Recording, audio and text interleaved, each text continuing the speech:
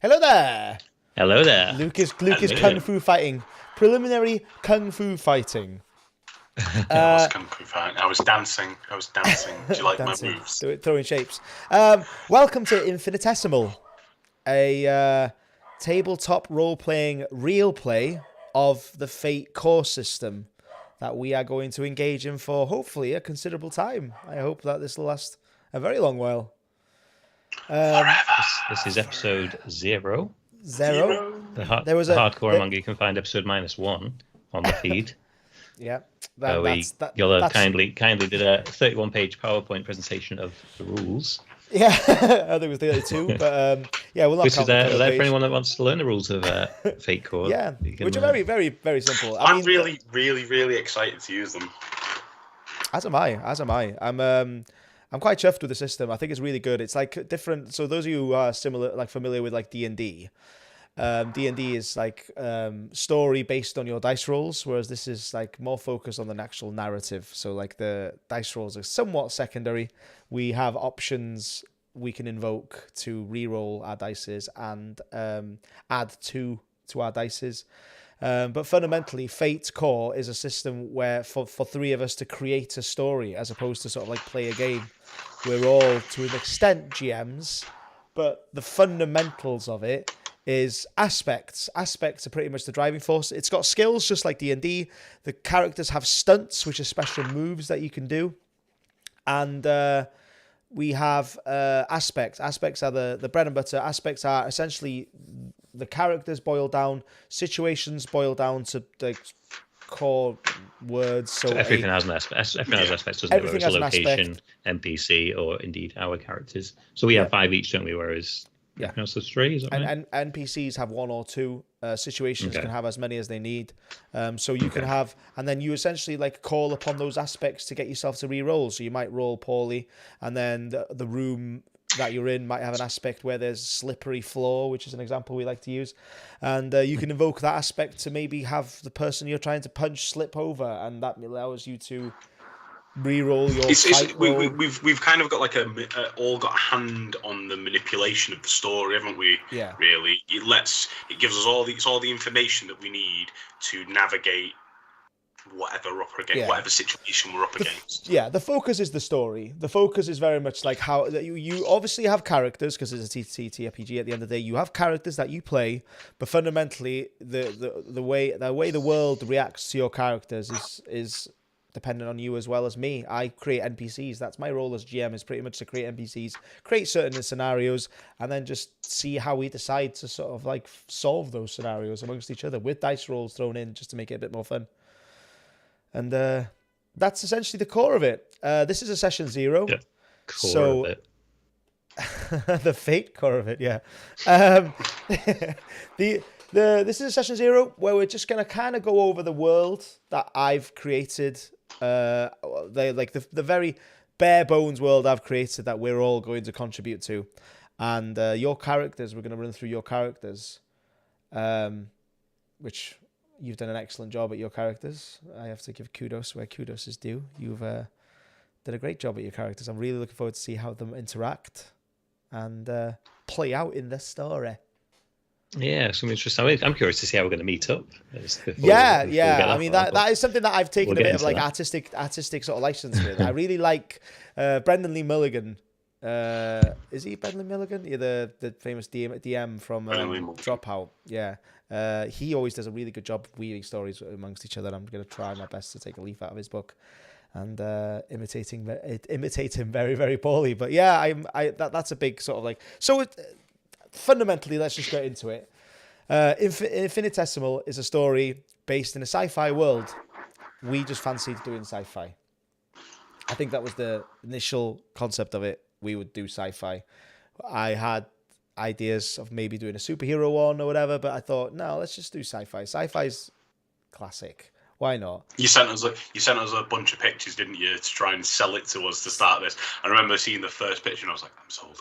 Yeah. So like it's just like D&D in space or in space, absolutely. Yeah, 100%. Because I just loves the sci-fi genre. I think we played a lot of D&D. We've got a lot of experience in D&D, and I've been a dungeon master on D&D quite a bit. But the fantasy genre. We're done with elves for a little while. Yeah, we just kind of like burnt out on elves to a certain degree, and it was never my bag.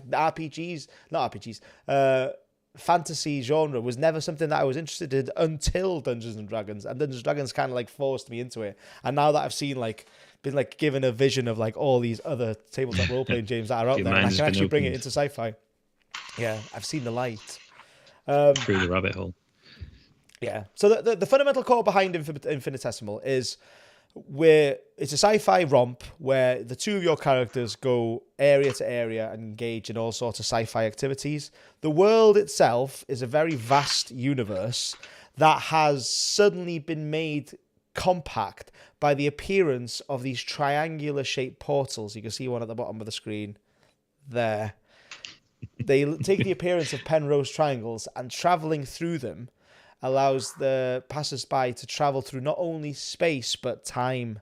So they've appeared they've appeared sort of like mysteriously throughout the universe, and they've just sort of like bridged a gap that was never meant to be bridged. Certain people can now go to far reaches of the other side of the universe, as well as far reaches in time, and they're kind of strongly policed in this universe, but fundamentally, you guys will just travel through one of them and just get into a nice little rompy adventure, which will be quite fun to play around with, essentially. Yeah. What are you guys looking to get out of it, realistically? What are you guys looking forward to the most? Is there anything that you... I love the aspects of it. It's kind of the spontaneity of it, and the fact that we go through these triangles and you can take us anywhere. It has that freedom to kind of bounce between wherever we want in the universe, or wherever you've come up with in your mind, and then we'll just kind of chip in as and when, I guess. I think we've all played a lot of sci-fi games, speaking for myself, but knowingly for both of you as well. We've played so many sci-fi games over the years, right back until to PlayStation, N64s, and way before. I remember playing Alien games on the PlayStation, and the idea of being able to sort of follow a non-linear story in space, truly non-linear. Anything could happen, like in D&D. It's been a long time coming. Definitely, we've done D&D, and that was enough. But this has been a long time coming. Yeah, 100%. Very excited to. Yeah, I'm very much a sci-fi enthusiast, and I'm really looking forward, because, as I said, I know I've kind of like laid down the law with regards to like what the concept of the world will be, but like I've kind of hopefully made it broad enough that you guys can manipulate to the story to such a degree that it's like a shadow of its former self at the start, because we're traveling through these portals. They can literally like take you anywhere. So I really want your fingerprints on the world to be sort of like very like hard and seen, visual. Because I want it to be a cooperative experience. I want us all to create this world. And that's why I want to take this moment before we introduce your characters to see if you guys have any ideas. Throw them at me. What have you got? Where could we go? What could we see? What are some sci-fi tropes we need to have there? What are some sci-fi tropes that we can maybe avoid? I'll start with the one that I kind of want to avoid, and I think I mentioned this to you guys, is I kind of not interested in visiting Earth. Maybe far down the line, yes, it might be interesting, but like I think like Earth in this realm would be like a... Yeah, maybe I agree with that. It's probably too safe, isn't it? We kind of Earth. We're from Earth. Let's take it. Further afield. I think my concern, I'm so grounded in Earth, and kind of even my character's a biped. It's just the aspect. I find it hard to broaden my mind to like an alien planet that's not bipeds. It's kind of, I don't know, planet of blobs or whatever, or just something completely out there. Like how far can we imagine? How far can our imaginations take it so that it's a world that's like some sort of gaseous? But then, I don't know. It's just, like, I think pushing it as far as we can, I think, like, would be no Earth. No Earth to me doesn't mean like I don't want anything resembling Earth. Like it's kind of like Star Wars. No Earth isn't in Star Wars, but they're still very much human characters. So like that's what I mean by it. Although I do intend to take you to some really weird places, like World of Blobs is up there. So we're starting relatively grounded, is what you're saying, and then we're going to start relatively grounded before you go to the World of Blobs. The only thing I can think of that I'm reluctant to experience in this world, or I would be killer robots. Okay. Right. Interesting. Oh no, my first campaign. So a million killer robots is what you're saying. No, honestly, I'll tell you. No. When I say killer robots, I don't mean that. Oh no, there's an enemy that's a robot, or there's an enclave. But I'm thinking like games like Mass Effect, where the enemies, it's these big robots from space. What else? If you think of like Battlestar Galactica, the killer robots from space that are persecuting everybody. And I don't know what it is. It was always a facet of sci-fi that I never really don't fancy robots. Bonded with too much. Yeah. I'm not going to say there's not going to be robots, but I know what you mean. Like, I'm not going to have like a robotic AI race that is like dominating the world or whatever. I know what you mean. Like, what are they called? Because it's infinitesimal, I think for me, it's like it has that aspect of it. Could be anything. But it's hard for me not to use... There's no reason why it shouldn't be that. Yeah, but it's as like an initial reference point. It's not hard not to think of like real world situations that we're grounded in, and then kind of extrapolate on that. But no, I don't intend to take away that from you. But my specific "let's not go to Earth" is literally like, let's not land on Earth. Let's not have a portal take us to the solar system. It's like literally like that's it. You can bring in real world issues all you like. You can even use like real world phrases. It's going to be kind of fast and loose. If I've been brutally honest with you, I had this in my mind for a while, this entire story, and like wanting to do this. But what kicked it into overdrive is Thor: Love and Thunder's trailer. I was like, that is looks like such a cool little space romp. And that's exactly what kicked it into high gear. And so that's what I picture. And they're very much like human characters and stuff. It's just that I was just like, I wanted to skip the whole how we get to space and just wanted to be in space from the get-go. Yeah. Kind of like Star Wars, where we start off in Mos Eisley Cantina as opposed to like, I don't know, Johnny Law is from America and he makes his way to one of the portals. I was just like, let's not do that. And so that's it. I mean, I know a lot of people out there who are very familiar with tabletop role-playing games use what's referred to as a VTT. They might use Roll20 or Foundry. We are going to use Foundry, but only for the dice rolls. The majority of what we see is what you will see on the stream. So my two comrades are seeing this stream screen right now, and they'll see what you see on it. So I'm going to try and present everything that I want to present visually through this medium. So I'll run through some of my screens quickly now. So an NPC might look like this. Then you've got fights will look like this because they occur in zones, and then you might see a backdrop like this. But fundamentally, it's going to be the three of us, and I'm going to do some artistic flourishes to show it, but it's going to very much be a theatre of the mind thing. I think this is the one that we're going to use the most because when we talk about it, and we're just going to sort of like imagine the scenarios in our own head, and I hope you join us along with us. So should we move on to your characters? Definitely. Sure. Okay, who wants to go first? Who wants to introduce their character first? Should we rock, paper, scissors for it? Let's roll for it. Let's roll for it. Oh, love it. Roll the fate dice. Love it. One each, please, and let's count them. So Phil roll first so we can try and count them on screen. So that's a 2. No, that's a 0. No, it's 0. 0. There's 2 minuses, 2 pluses. And that's a 1 from Luke. So Luke goes first. Congratulations. Luke, who is your character? Okay, so my character is Ivor Thrisk. Sorry, let me jump between screens. Oh God, no preparation at all. Jesus. This is what you're going to be like in the game, Luke. I'll just leave now. I've made an entire thing for you here, and you can't even get your character sheet up. It's disgraceful. I'm sorry. No. So, Ivor Thrisk. Let me have a look. Am I walking through? Do you want me to walk through my character sheet? Walk through your character sheet. Give us what you have in your mind, and we can maybe throw suggestions at you. Okay. So, Ivor is, I suppose he's something akin to a Norse descent. with his name. He's common biped. Not to write any of the rules for you because I don't know what you would call them in infinitesimal. So I'll just put common biped if we're taking it away from Earth. He's got dark green brown hair with a thick beard, long, and he wears a long worn brown leather jacket covering what essentially would be his work uniform, I guess. He's got some armor on, which I'll get into later. Or it's not armor, I suppose. It's closer to like sort of protective gear. Yeah, PPE. So he wears this when he's not at work. He's got huge, thick alloy boots. And the company that he works for, which will be important now, is what they call. Oh, I forgot what they were called. Fantastic.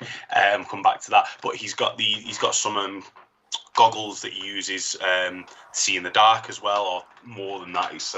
He can manipulate them to sort of see heat, see infrared, but that brings him back to his job, what he does or what he did do, depending on what happens in the story. He works on his planet in one of the sort of mega cities that he works for. He works sort of at the ground level on maintenance work. So if we're thinking like plumbing, heating, all the piping that sort of underpins the city, he works on all of that. And his job, which brings me to my first aspect, which I've put on, his space mechanic.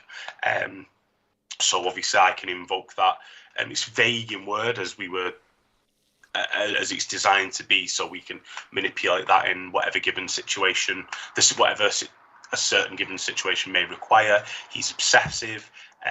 He's low birth. So by that I meant that the planet that he lives on, I'd like to think it's maybe got a caste system or some kind of whatever reason, there's a hierarchical nature to his planet. So he's of low birth.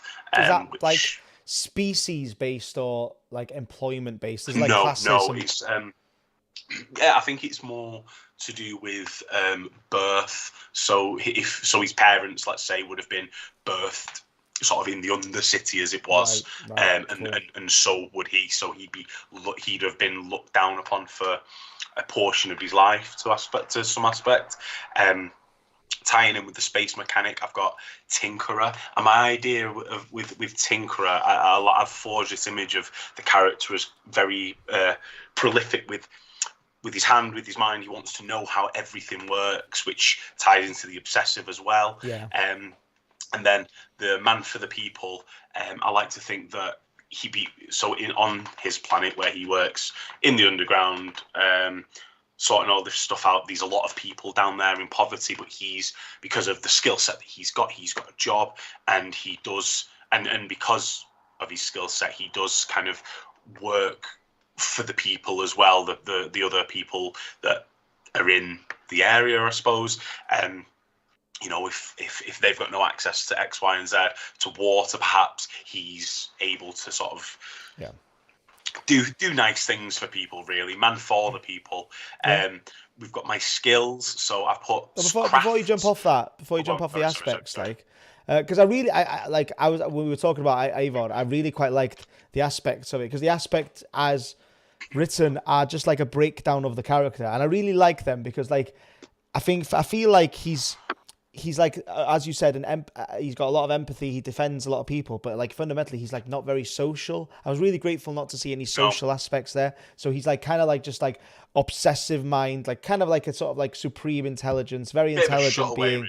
Bit of a shut away, yeah. And I really quite like that. I think that'll play really well into it because like he's not going to be the socially strong one. He's going to be the one that has the smarts to sort of like solve situations in other ways. And it was like really intrigued me. I quite like that. Sorry, carry on, mate.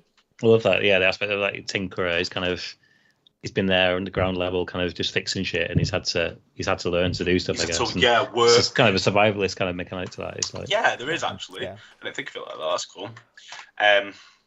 So that ties over into my skills. So I've got crafts first. So the ability to sort of make things on demand. We've got notice. I like to think that in his time underground there would be creatures and pests, and part of him doing his job well would have a heavy reliance on noticing when danger was abound. And it ties into his intellect as well, I suppose, like him being empathy, which obviously goes with his man for the people. You know, he cares, and maybe sometimes to his detriment. Fight for fair +2. I've got fight because I feel like he may have got into a fair amount of skirmishes in his time. He's probably going to at least a couple of times come out fairly hurt, you know, not particularly unscathed, which ties into his physique. You know, if he's lifting heavy machinery, or he's having to, you know, use his full strength to turn handles, to door handle. Handles. And then stealth, because again, keeping out the what am I trying to say? Out of the not stopping from being noticed. Just not being keeping out of the just blending into the background. Yeah, that kind of like blows it, but like kind of blends in quite nicely with the low birth thing as well. Like he kind of like doesn't want to be sort of like seen by the higher up, so he just sort of like blends into the background. I like that. You've got a stunt for that as well, haven't you? Oh no, I think. Yeah, I have. I'll come on to the stunts in a second. We've got for +1. We've got contacts. Sorry, that sounded really rude.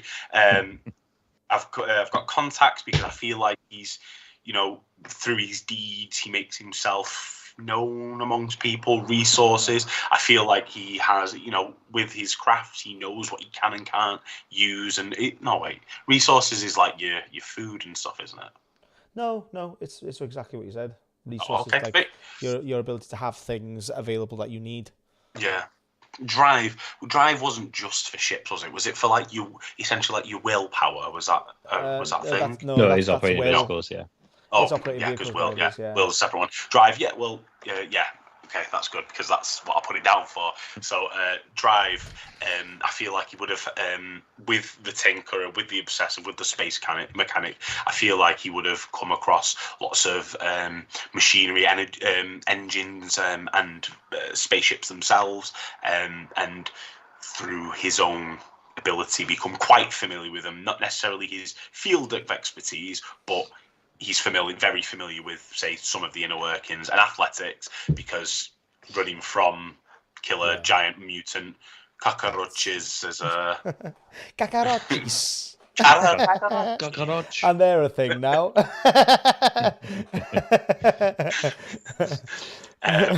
There'll be cockroaches. So you have to call them. Yeah. Then over to stunts. So stunts are like, how would you describe them? Like a flourish? A special move you thing you can call upon. Yeah. It doesn't cost you anything. So, and your stunts have to tie in with your skills, don't they? Or they can. Yeah, they can. They should do realistically, because otherwise it's a bit silly that you would have like a social stunt when your guy's not social at all. It's just like an extension of your character, isn't it? Yeah. The stunts, do you want me to go into detail with those, or do you want me to just tell you what they are and leave the sort of... Yeah. Just tell me what they are. Tell me, So give me the story aspects. Why you chose. Okay, so we've got the inner eye sees inner truth, and that's all to do with being able to tell if someone's genuine, if they're lying or not, and that ties in with empathy. We've got danger sense, which is preternatural capacity for detecting danger, tied in with the notice skill. The tools are lesser than the hands, produce master level craftsmen with the crudest of tools. Yeah, I mean, they all make like pretty much sense with your character. You can make things at will. You can like danger sense. I think we established that you're like that. Like that was from like working in certain dangerous scenarios that you've like inherently gained this sort of like sense about you. And the other one's just based on your empathy. You kind of I imagined. I think we discussed that you like kind of like self-employed, so you had to have your wits about you with like people like wanting to con you and not wanting to go into these dangerous scenarios and stuff. So yeah, so you can like read people a bit well. Philly, you're up. No, wait. No. Hold on, Luke. Don't you think you can move on now? Don't you think you can blast through it? This is your PowerPoint presentation, mate. That was not 32 pages, okay? No, I wanted to quickly delve into your equipment, but before then, I just wanted to describe the character sheet. I will talk about this a bit more, but these character sheets are sort of live websites that can be updated. So as our characters update them, you can see them in live time. So in the description, there is a link to both these character sheets, and when you press it, that'll be the most recent iteration of this character sheet. If they've spent an aspect point, if they decided to change their skills, because there is a level up system in Fate. So the character sheet you see on the right there, you can see it live as you wish if you click the links in the description. But moving on to your equipment, Luke, what's your guy got? So yeah, what's your guy got? He's got a plasma torch, which might be used for cutting pipes, cutting metal. Corrosion resistant armor, because when we thought about it, we sort of saw a sort of corrosive creature base at the, biting or bleeding through the pipes as it was. So he's got corrosion resistant armor. And then he's got his beat up analytics goggles, which let him see infrared, heat, and night vision. I should have an extra on like alien vision, and I can all just decide visions. what that is. Yeah, I can see through walls. You're jumping onto the vague train now. Keep it vague. You can see other visions. I updated my goggles. I can Sam Fisher's goggles. He's got everything. I goggles. X-ray vision. So, and then in his inventory, he's got a mechanics pack, which I imagine would you store his tools in, and then he's got a beat up hoverboard, which may or may not require fixing quite often. The hoverboard idea was that hypothetically he's in the giant pipes and he's fixing a leak that's at the top on the roof or something, or roof at the top of the pipe, and he needs to be able to. Yeah, it's not like a hoverboard in the like rad dude sense. It's like I'm glad you said that, because I immediately went to Marty McFly. Yeah, so. That's exactly where I went as well. It's not. It's more like a. It's like a workstation, isn't it? Yeah, how I imagine it is, like the mechanics go under cars on that little scooty thing. I imagine it to be like something similar to that, but like a space one that floats so that you can work on things.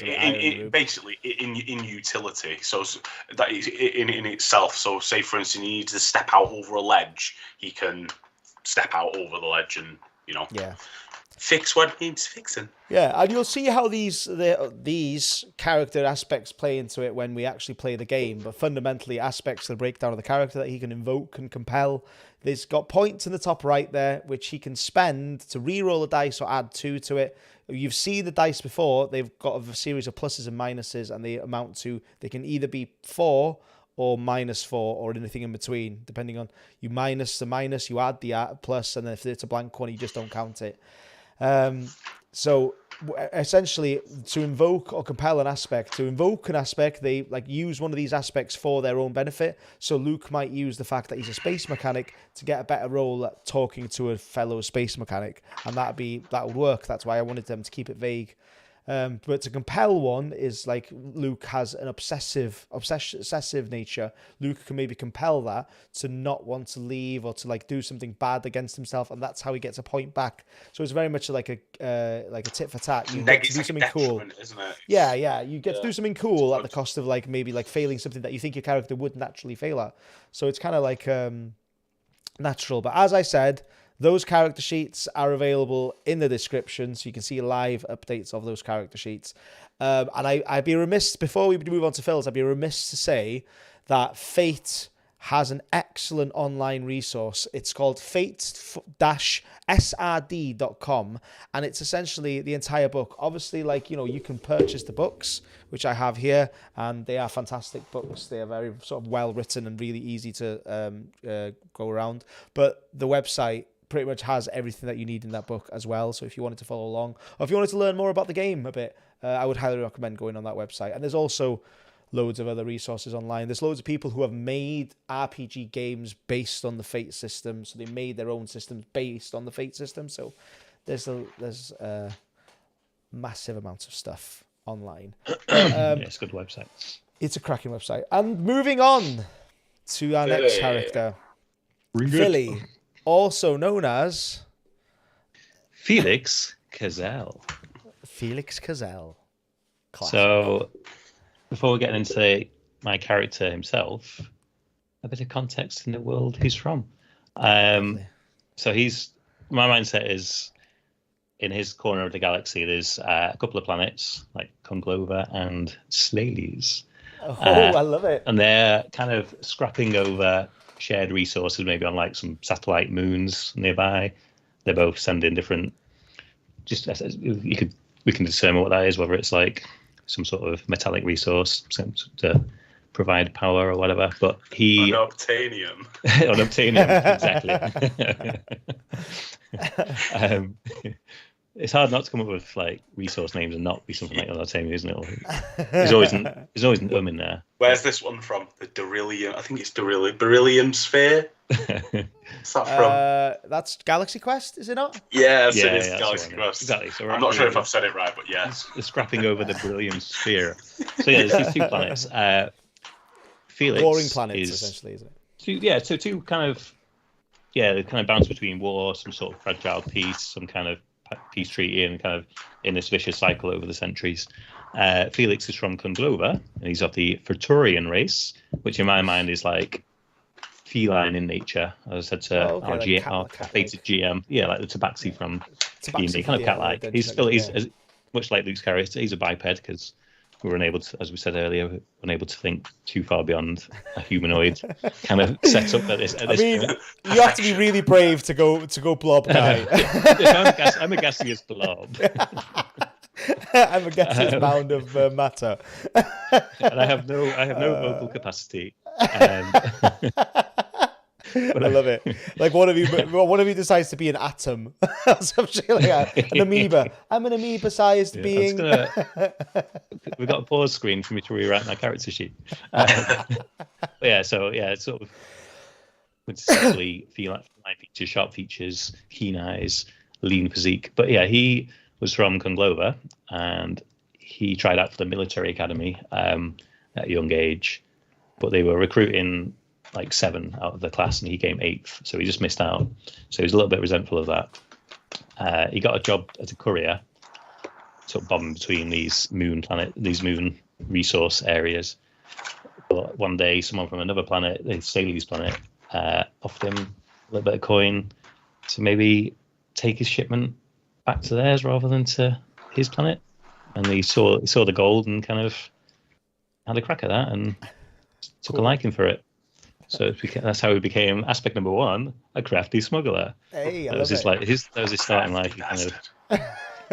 So he carried on the guise of kind of helping out his planet, but he'd occasionally take the 4th out of 5th shipments the other way, pocket a bit of coin, carry on. But he kind of grew resentful of his military superiors, not least because he missed out on the ranks.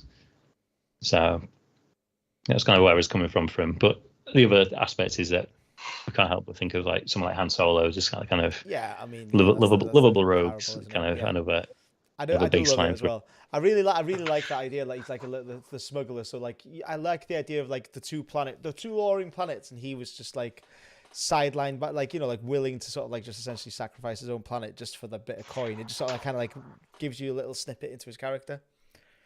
And there's an element of this whole courier thing that I love, and I love Phil. So well, we'll certainly get to that. Just sticking with the aspects, I think he kind of just grew increasingly resentful of his superiors and the authority. And the thing I keep coming back to in my mind is some sort of corporate angle. I don't know if that's something we can take into the wider universe with the Penrose Triangles, but it's kind of like, especially with the Penrose Triangle, maybe there's like a corporate angle and trying to control connections between them. There would be, wouldn't there? Someone would try to capitalize on it. Someone monetize it, so maybe there's a corporation within his planet that's kind of trying to lead into that. But just going back to my characters and his aspects, he's always got his eyes on the prize. He's always looking for the next payday and trying to think, how can he profit from any given situation? Hating authority goes back to his disillusionment with the military and his disillusionment with the corporate lifestyle. He's overcautious just because he's had to be careful as he goes. He's kind of if he's too brazen about it, he's going to get caught out. So he's got means of kind of flying under the radar, so to speak. And one of those is being a charmer. He's kind of, contrary to Luke's character, he's got more of the social thing down. He knows how to warm a room up if he needs to kind of, even as a defense mechanism, to kind of puts his one foot forward and tries to schmoozes people somewhat. Yeah, this is what like the natural thing that occurred here that I really like is that we have a sociable one and a very unsociable one. So like the dynamic is pretty much already there, because like, you know, best stories are written where like you've got two contrary characters. If you'd both written Han Solos, it would be like kind of boring. But like it's really interesting that you've got like kind of like the shut-in genius and this crafty smuggler. It's like a really cool like contrast, and I love it. I really like what you've got to love about that is that we didn't speak to each other about our character creation. No, it's a natural sort of thing, wasn't it? Completely natural. Yeah, I think we have like baseline ideas of like smugglers, but yeah, no talking at all. It just sort of naturally came about, and it's I think it's like it represents you as like real life people, whereas like Luke's very much the sort of shut-in genius, and Phil is just the gorgeous, and Phil's the smuggler. Gorgeous man. He smuggled all our hearts away, Luke. Yeah, no, and the skills sort of like play into this the story, right? Realistically, the stealth. I went big on stealth. I think it's just I assumed that would also apply to you flying your ship around and you need to avoid detection. It's not just a case of sneaking into a room. It's kind of applies to that wider. It's really interesting knowing the background of like him playing two planets against each other. He'd have to be naturally stealthy because he'd have to like sort of like sneak by one planet and sneak by the other planet when he goes back to his own one. So yeah, no, that fits. That's definitely.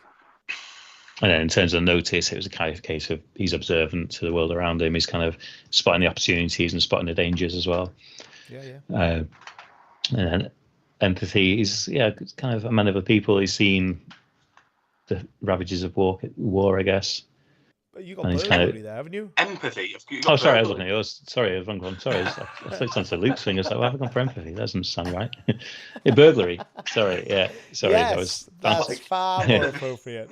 Burglary now. On the other hand, burglary. I was going to go for empathy, but I went for. I love how you tried to explain it. You were literally explaining it. Yeah, and I chose that because. Well, I've been found out. Sorry, burglary. Yeah, that makes more sense. As a contrast, the thing is, it's kind of we were talking about beforehand when we were about it being similar to stealth, but it's more literally breakies, thieving in whatever. It's like classic thievery thing, like stealth, notice, and burglary go together perfectly with just literally like a smuggler or a thief, doesn't he? Yeah, it's kind of awareness of the surroundings, being able to do it quietly, and knowing what was going in for, and plotting his way out as well. Yeah. No empathy though. Despite deliberating over it for many hours, I chose not to go for empathy because that's where Luke comes in. Luke's the Empire. Yeah. I'm going to close Luke's character sheet to avoid any confusion. Yeah, shoot, drive, deceive. It's kind of. I kind of felt like I needed the next step, isn't it? On top of the burglary, what's he going to need to do? Yeah, it's kind of it's that survivalism. It's kind of what do you need if things do go wrong. It's bit of military experience as I went into earlier. It kind of makes sense. And then drive is obviously, I assume it'll translate more as a pilot than actual wheels and again deceive. It's that charming aspect. It's kind of ability to pull the wool from people's eyes and and then the bottom line. This was kind of tacking stuff on really because it's not necessarily that strong a skill. But it athletics. Fits, though, realistically, I think it fits. He's not the most physical guy, but he's kind of. I mean, maybe he's able to squeeze it. So he has to be at some point. Well, yeah, he's tried for the military. He is of a feline race as well, isn't he? Feline race, yeah. He's perhaps able to like fit into small spaces if it comes to it. He's kind of it's like almost like natural athletics. It's and then Contacts was kind of like a criminal underworld kind of thing where he's got his ear to the ground. He's got the two planets. So I imagine he knows the seedy underbelly of both. Yeah, he knows who to take his wares to. He's kind of. Yeah. And like a quick question before you move on, Where is Felix now then? As he is introduced, obviously, like, we don't want to know how he's getting introduced or whatever.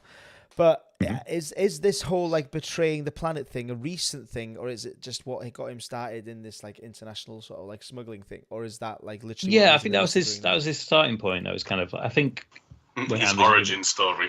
He's not necessarily it's not necessarily a full blown war at the minute, but it's a very fragile piece, and he's just kind of playing on that a little bit. He's just doing his smuggler runs. Let's say if he's got a commission of doing 5 runs, he'll take the 4th one to the other planet and then carry on as he is. He's kind of, that's the kind of status quo for him, I guess. So he does still have commissions, like logistics commissions, then, to a certain degree. Yeah, he's not fallen. He's managed to keep himself under the radar, so he's still kind of cool. That's at peace with his just in terms of maintaining the profit. And so there's still I'm just thinking from story aspects. So there's still a corporation that could currently see him in a nice light, but then find out about his exploits and like shit go definitely. Down. Yeah, that sounds a reasonable assumption. Cool. Sorry, I carry on. Yeah, you were at No, it's cool. So just finishing off on the thing. Yeah, contacts investigate. I think investigate is kind of, it's just getting the knowledge, isn't it? It's kind of ability to read a situation. Yeah. Kind of just making sure he's not getting himself in too deep before he started. Yeah. And again, just going back to like charming aspect thing comes into the rapport. Yeah. It's kind of just earning people's trust, earning people's ear, maybe getting the info he needs to. Yeah. Yeah, being able to chew people's ears off. Do you know what I do like? I do very much like that you've gone a ranged character and I've gone for a more either melee or not at all. It's like our Halo days. Yeah. Like, it's like it is, isn't it? I'll pick him after you wade in and grenade and shotgun him into the face. You've got a decent spread of skills. Like, you know, like there's always that fear when you both make characters without talking to one another, where you both have like great skills that are the same. Kind of like makes it an interesting. But you guys have a nice breadth of skills. Like Phil, you have skills that Luke doesn't, and Luke, you have skills that Felix or that Phil doesn't. I'm starting to call you by your character names already. It's happening. So it works really quite well. It's who we are. And then just delving into the stunts a little bit. I was interested in this just from a mechanical point of view. It's like, do you buff your strongest skills or something that you don't necessarily lean on that much? But I figure they're the things I'm going to be using the most. It was a case of having something that could push that, elevate that even further, sort of thing. So always the way out is if he's getting in on a job and trying to gather some resources, it's just giving that out if things turn sour. Yeah. And I think it sort of leans into everything else about him kind of being cautious and kind of always having a backup plan.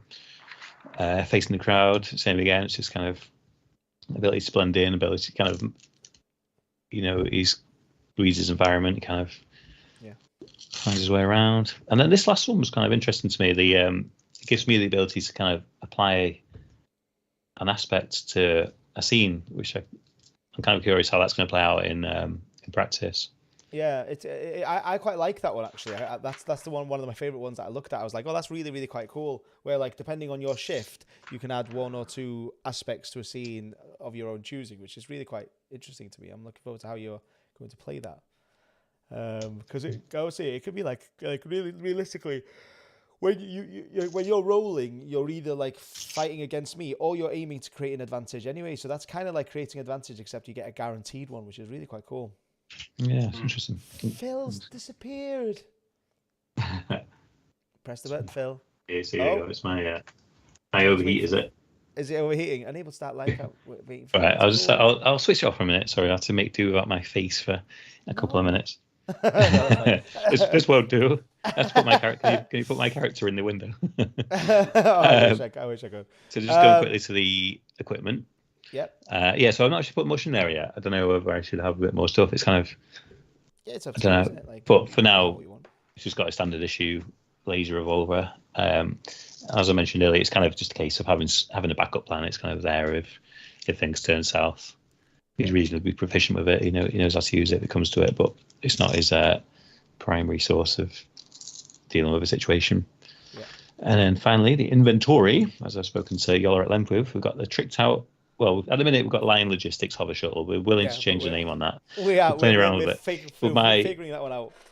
My concept was essentially a DPD van, but in a space setting. So it's like a shuttle that can go between planets and moons and space stations and stuff. But it's a DPD van. It's almost like a standard issue DPD van, but it's tricked out. It's got little secret panels where you can store his cargo and maybe a few little bells and whistles that might give him a little boost in need of it. Because that's one thing I really enjoyed. I really like that idea of like you having essentially like a space DPD van that you just literally like tricked out, made it like really good and stuff. And I really like the interaction that we're inevitably going to have with Ivor, where he's going to trick it out even more. Like he essentially has a DPD van that is traveling space that he's going to make fucking the tits. Yeah, that's again, it's just such a happy accident, wasn't it? I will give you wings. I will show you the world. Take us interstellar. Hugh Aladdin, I can show you the world. 100%. We're going to get copyright strike if you sing it that perfectly, Luke. Do you know what I feel like you might have in your inventory? Go on. Felix. Some kind of... I feel like it'd be a cool thing to have, like, do you know, like, people have like a good luck charm. Yeah, okay. Yeah, I like that. Like a good luck charm. Some sort of totem as like a... Yeah. Could be like based on your army days. Like you could have like your father's army medal or something, and like it serves as a constant reminder of how you didn't. I like that. Yeah, so like that's one of his drives to join the military, and then he got kind of disappointed by them for. And it might be quite handy to invoke that aspect if you ever talk with military men. Like it. But I really like the idea as well as the corporation, and I'm 100% going to incorporate that. Like there's definitely going to be a corporation that like is going to try and capitalize on the Penrose Triangles, because I've already got, and Phil knows more than Luke purposefully, but I've already got like some sort of like police, like a kind of like a government police that polices the Penrose Triangles. But it's going to be very, very interesting, and obviously we're inevitably going to go back to your home planet.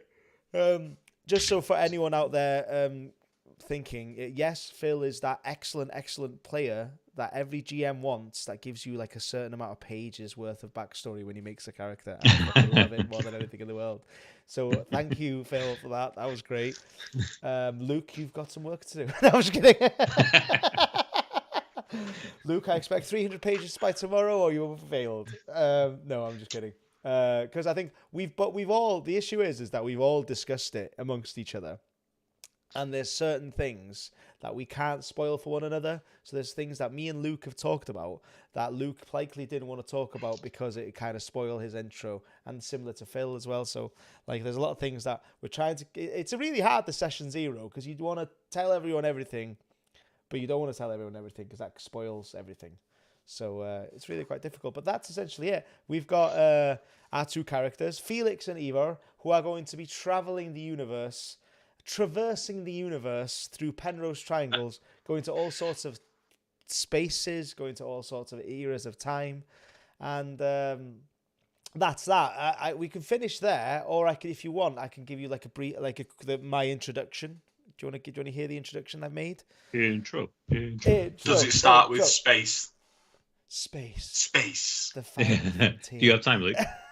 Yeah, let's do it. Yeah, okay. Well, I'll run through it quickly. A tribe of purple-skinned beings navigate the hostile lands of their home planet. They sulk in the shadows, wary of every blown leaf, every gust of wind. Only a week prior, they lost half their clan to the Vispec, gigantic acid slugs that freely roamed the lands.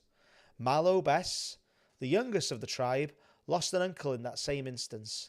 Crudely wrapped around her neck in twine is his only remains, an incisor.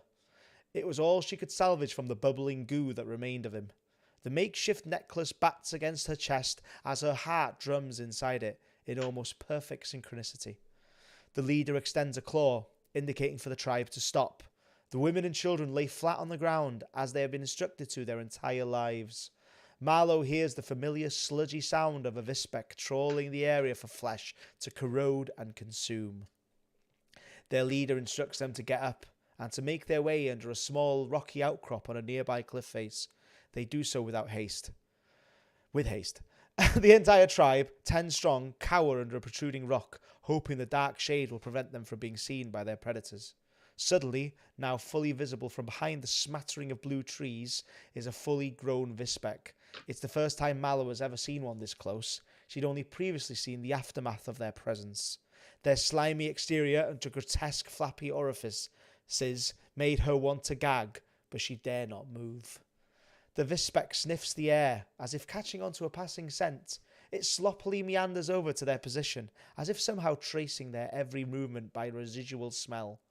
Mallow's entire body shudders. Her mind tells her to be as quiet as possible, but in that one terrifying instance, her instinct takes over. She can't help but let out an almost inaudible scream. Almost inaudible. As soon as the scream leaves her mouth, the Vispec stretches his body out so that it's as tall as possible, and it lets out an ungodly squeal, letting others in its pack know it has found suitable prey. Mallow's eyes grow wide with worry. She knows her time is up. She looks upon her fellow tribesmen and women with the little time she has left, and they return panicked eyes. She expected them all to be showered by the Vispec's treacherous acid spit there and then, but the moment never came. Instead, the Vispec's vile cries were overshadowed by the blaring sounds of churning and whirring. Looking out once more to the small outcrop, she could see that, shortly behind the Vispec, a gigantic metal shell had somehow landed a short ways away. The Vispec, now distracted by the strange thing that landed upon their shores, spits its acid in its direction, but the vile substance bounces away helplessly. A door on the side of the metal shell opens, revealing an equally metallic man holding a strange spear-like object in its grip. With the point of the spear, a red beam of energy bursts from its front, vaporizing the Vispec into dust.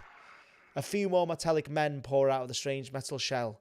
Mallow makes sure to keep quiet this time, not wanting to be turned to dust by the metal man's magic spear. The men seem to scout around the area, as if looking for something. They grab whatever they can pick up. Rocks, fauna, debris. Whatever they can grab, they put in small sacks and carry them back to their metal shell. One of the metal men makes their way over to the remains of the Vispec. It kicks its ashen remains. It seems content for a moment and turns to make its way back towards the shell when suddenly it pauses. Mallow again lets out an involuntary gasp. The metal man marches over to their position, shining a magical light from its metal head. Her tribe keeps perfectly still, helpless and wide-eyed, as the metal man comes over to them and surveys them closely. He leans close to them all, inspecting their ears, their dark eyes, their claws. The metal man looks down towards Mallow, who looks up at him with her gigantic pearl-like black eyes. He kneels in front of her and looks close into her eyes. The man smells of fire and smoke. Without warning, the metal man reaches out towards Mallow's chest and rips her uncle's keepsake from her neck. And with that, they're gone. The metal men return to their metal shell and close the door. Mallow could hardly contain her emotions. She had firstly thought herself dead, but now sat there in the dark, having lost her only remaining connection to her lost uncle, the same uncle who used to tell her stories of the stars. Mallow suddenly runs away from her tribesmen, towards the shores. The wind of the metal shells take off, blowing through her dark hair. She looks up to the sky as the metal shell slowly disappears into the stars. She yells curses at the metal shell. She was prepared to die, but had made no such preparations for having her keepsake stolen. Suddenly, as if willed into existence by her curses, a fleet of metal shells canvass the sky. Shells. Gold and yellow orb-like metal shells standing firm across the entire sky. Without warning, energy blasts cover the sky in a beautiful landscape of colour. Her fellow tribesmen come out to join her, staring in awe at the display. In the sky, the Crimson spaceship's occupants grunt curse words to one another. The illegal smuggling ship knew it should not have wandered into Herculean space, but they were at their wits' end. Everything else worth looting had long been looted, and they needed a big score if they were going to pay off their significant debts. They weave gracefully through the sky, dodging the energy beams gracefully before a stray shot breaches their hull. The metal men, sucked through the hole in the side of their ship, float helplessly through space, grasping their necks for breath. A few minutes later, they each, in turn, become still, succumbing to the vacuum of space. Floating alongside them listlessly, an incisor, crudely woven in twine. Felix slams a crude toothy necklace onto Bill Morfleck's table proudly, as if having just finished a magic trick. Very pretty. You taking me to a ball? And that's it. Nice. to be continued next week when we find out. That's really cool, man. That's a nice little it's a bit prologue. long. I didn't realize it was that long. It's good. But really good. I just wanted to sort of set up the world and how like different times can interact with one another. But yeah, that's to be continued next week. We'll finish there, I think. Super curious about this necklace. Yeah, same. Necklace, the magic necklace. Intrigue is what it's called. Yeah, I've sucking you in with my incisors. Right, goodbye everyone. Thank you for joining us. Thank you very much. Session 1 is next week, next Tuesday. Bye. Subscribe for notifications. Yeah, subscribe, notify, hit that bell, read the description, and just enjoy your life. Just live happily. Bye. Bye. Bye. Awkward waves from everyone, please.